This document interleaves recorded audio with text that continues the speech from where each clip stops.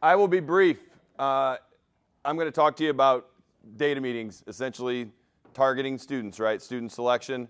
I'm sure everybody has their own process. I'm going to share ours.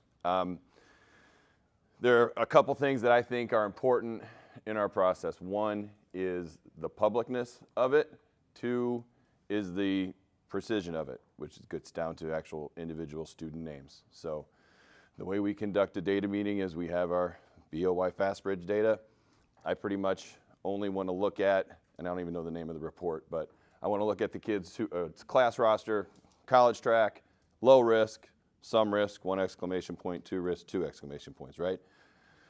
Okay, so we celebrate the kids, college track, low risk, and then we look at, okay, some risk and high risk. Which of these kids are we going to be able to target? Classroom teachers typically select the top 5 some risk kids.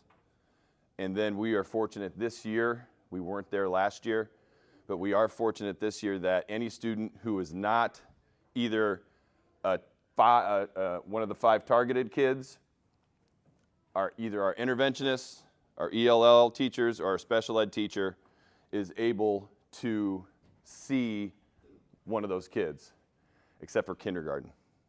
But we actually just had a meeting about that yesterday, and we're going to have to maybe take a look. But I think part of the reason we're able to move is because teachers feel ownership in those 5 kids, and we task them. We say, obviously, you're going to get them a small group every single day, but they need 10, 15 minutes more of something else every day, whatever that's going to be. Yeah, I don't need you to put your plan in place for me, but you need to understand what are you going to provide for them, right? And so we progress monitor. We have a progress monitoring form that we complete to look, and then I wait. I try to be real patient. So I look at beginning of the year data, and then I look at middle of the year data. What happens in between, you know, I'm going in and observing, but I'm not asking for a lot of change in instruction during that time. I want them to make sure they're doing something extra. And then we'll check in on, you know, of your 5 kids, how many of them showed aggressive growth? If you're giving them something extra outside of that, you know, small group, how many of them actually showed that aggressive growth that we're looking for? And we'll recheck in, you know, at the end of the year also.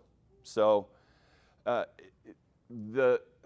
I said, the part of it that I think tends to make it really powerful for us is that it's collaborative and that it's public, right?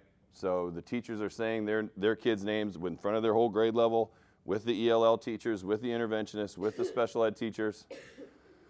And I facilitate it while Faith, my instructional coach, takes the notes for it so we can kind of remember where we're at.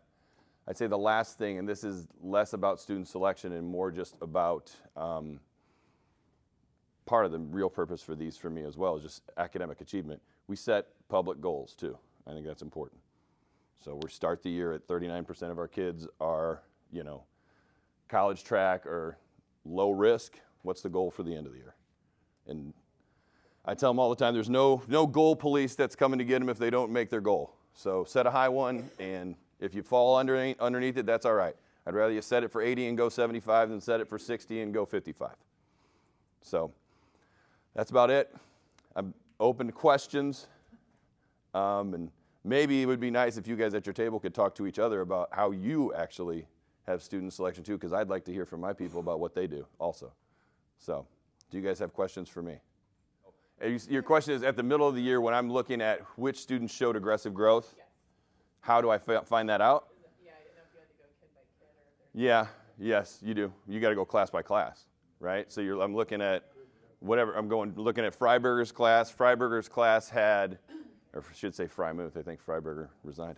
If I'm looking at Freimuth's class, I got to look at her class roster, and then it's going to show every kid, and then they're going to be color-coded, right, in different colors. So yeah, we go student by student. What kind of extra things do your teachers do? You know? You would probably have to ask Faith that. I mean, you know, I would say they're going to see them, either they're getting pulled with an assistant, or they're running them through some sight words, or maybe all of our people are OG trained, so maybe they're giving them 10 minutes of OG stuff on the side. Maybe it's just touching base and conversing with a fourth grader about the book they're actually reading, right? So any sort of, like I said, any sort of extra. And I guess the other answer to that question is, I do want to leave it to the discretion of the teacher, because then they have the ownership in it, where it becomes a situation where I would say, hey, you might want to talk to Faith about this, is if, you know, 0 out of 5 of your kids from beginning of the year to middle of the year showed aggressive growth. Oh, hey, doesn't look like they're getting very much extra here. What can we do? But until that, I don't really do much. So just quickly, JR, diving into, you know, if let's say a 5th grade student is struggling with encoding or morphology, like, it isn't your intention to have your hands on that. You're leaving that up to the coach. Is that my assumption? Initially, I'm going to leave it up to the teacher. The teacher needs to identify what the kid knows and what the kid doesn't know, right? And then they're going to meet the needs that, you know, that the kids have. If the teacher doesn't know how to meet the needs, yeah, next step, Faith. Really, truthfully, next step, hopefully, colleague, grade level colleague, right? You're going to your maybe grade level team leader. Again, I feel fortunate, though, that we have a lot of those. And if you're sitting in a building with, 15 teachers under 3 years experience, that's hard to find. So that's where coaching comes in, for sure, I would say. JR, you mentioned progress monitoring. Are you using the FastBridge progress monitoring, or what other forms of progress monitoring are they using? FastBridge. Yeah, there may be running records too down in some of the lower grades, but for the most part, FastBridge. And then JR, every teacher has to identify 5 students. Every teacher, yeah, identifies 5 kids. So across our school, 4 section grade levels, you got 20. 5 sections, you got 25.